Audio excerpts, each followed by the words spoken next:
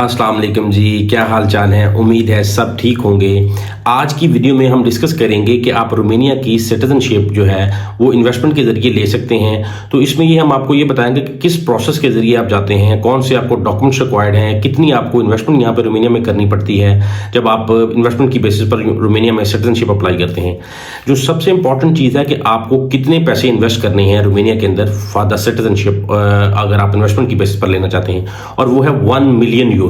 आपने 1 million euros Romania में invest करने हैं। वो आप किसी भी वे में इन्वेस्ट कर सकते हैं, किसी कंपनी में इन्वेस्ट करें, किसी प्रॉपर्टी में इन्वेस्ट करें, या किसी भी वे में यहाँ के एसेट्स में इन्वेस्ट कर दें। किसी यहाँ पे भी आपकी इन्वेस्टमेंट होगी वो 1 मिलियन यूरोज की होनी चाहिए और उसके आपके पास डॉक्यूमेंट्स और प्रूफ होने चाहिए। तो टिपिकली रोमानिया में एक सर्टेन टाइम पीरियड पूरा होने के बाद आप सिटीजनशिप अप्लाई करने के काबिल होते हैं। उसमें ये होता है कि अगर आप 1 मिलियन यूरो इन्वेस्ट कर रहे हैं तो वो सारा बाईपास हो जाता है। यानी कि जैसा कि कोई आम शख्स रोमानिया में आता है, वो 5 साल के बाद, यानी 5 साल तक वो टीआरसी कार्ड हासिल करता है, उसके बाद परमानेंट रेजिडेंस हासिल करता है, और उसके 3 साल के बाद, पूरे 8 साल के बाद वो एलिजिबल होता है सिटीजनशिप अप्लाई करने के लिए।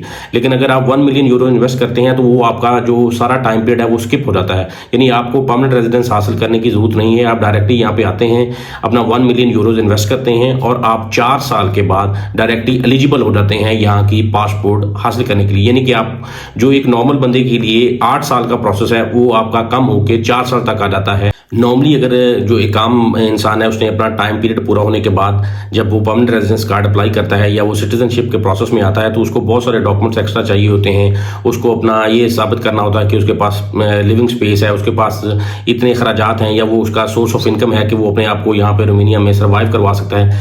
लेकिन जब आप इन्वेस्टमेंट की बेसिस पर आते हैं तो फिर वो आपसे ये डॉक्यूमेंट्स नहीं पूछते, क्योंकि उनको पता है कि 1 मिलियन यूरोज इन्वेस्ट कर रहा है, इसके पास इतने पैसे हैं, इसको सोर्स ऑफ इनकम की या अपने आप को सर्वाइवल के लिए रोमानिया में जरूरत नहीं है, क्योंकि ये ऑलरेडी 1 मिलियन यूरोज इन्वेस्ट कर रहा है। तो इस तरह भी आप इन्वेस्टमेंट के जरिए भी सिटीजनशिप अप्लाई कर सकते हैं। अब सिटीजनशिप अप्लाई करने के लिए आपको रिक्वायर्ड डॉक्यूमेंट्स कौन कौन से हैं।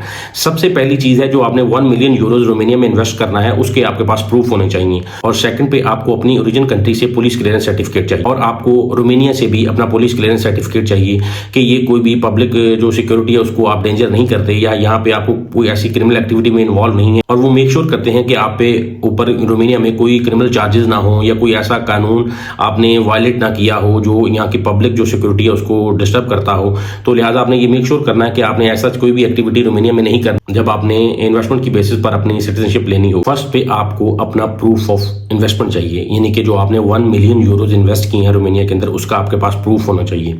सेकंड में आपने अपना लिविंग जो स्पेस है, यानी रोमानिया में आप कहाँ पे रह रहे हैं वो आपने प्रोवाइड करना है, और आपका जो भी आप बिजनेस कर रहे हैं या जो भी आपकी सोर्स ऑफ इनकम है वो भी आपने शो करनी है उसके अंदर।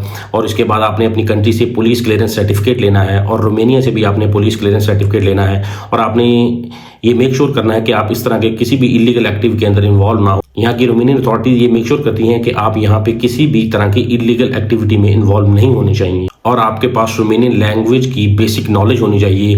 रोमानिया के कॉन्स्टिट्यूशन के बारे में, कल्चर के बारे में, हिस्ट्री के बारे में, ज्योग्राफी के बारे में आपको डिटेल एक इनफ लेवल तक होनी चाहिए अगर आपने यहाँ पे सिटीजनशिप अप्लाई करनी है। और एक जो सबसे इंपॉर्टेंट चीज है, अगर आप किसी कंपनी में इन्वेस्ट कर रहे हैं तो आपने ये मेक श्योर करना है कि वो कंपनी के ऑनर आप अकेले ऑनर हो। अगर कंपनी के 2 या 3 ऑनर हैं तो फिर वो आप ये मेक श्योर करें कि अगर 3 ऑनर हैं तो 3 मिलियन चाहिए।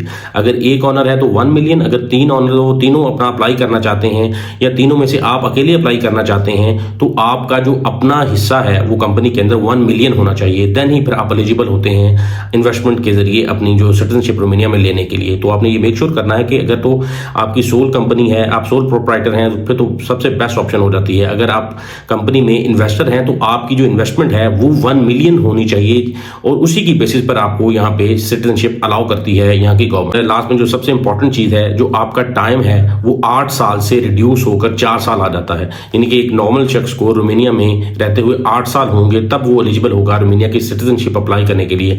लेकिन अगर आपने इन्वेस्टमेंट की है तो आपका टाइम 8 साल से 4 साल पर रिड्यूस हो जाता है कि आप 4 साल के बाद एलिजिबल हो जाते हैं यहाँ पे अपना पासपोर्ट लेने के लिए। यानी आप रोमेनिया में आते हैं और रोमेनिया में आके आप टीआरसी कार्ड बनाते हैं और टीआरसी कार्ड के 4 साल के बाद आप एलिजिबल हैं यहाँ का पासपोर्ट हासिल करने के लिए। दूसरा शख्स रोमेनिया में आता है, वो पहले यहाँ पे आके टीआरसी कार्ड हासिल करता है, फिर परमानेंट रेजिडेंस कार्ड हासिल करता है और उसके बाद वो एलिजिबल होता है यहाँ की सिटीजनशिप लेने के लिए। लेकिन आप डायरेक्टली 4 साल के बाद एलिजिबल हो जाते हैं सिटीजनशिप लेने के लिए। जी, इस वीडियो में आपने ये जाना कि आप इन्वेस्टमेंट के जरिए भी रोमेनिया का पासपोर्ट हासिल कर सकते हैं और आपने ये जाना कि आपको कौन से डॉक्यूमेंट्स रिक्वायर्ड हैं और किस प्रोसेस के जरिए आप यहाँ का पासपोर्ट हासिल करते हैं। तो अब जो नेक्स्ट जो सीरीज में वीडियो आ रही है उसमें हम आपको ये बताएंगे कि रोमेनियन पासपोर्ट के क्या एडवांटेजेस हैं। तो आप हमारे साथ बने रहें इस वीडियो सीरीज में। मिलते हैं नेक्स्ट वीडियो में, तब तक अल्लाह हाफिज।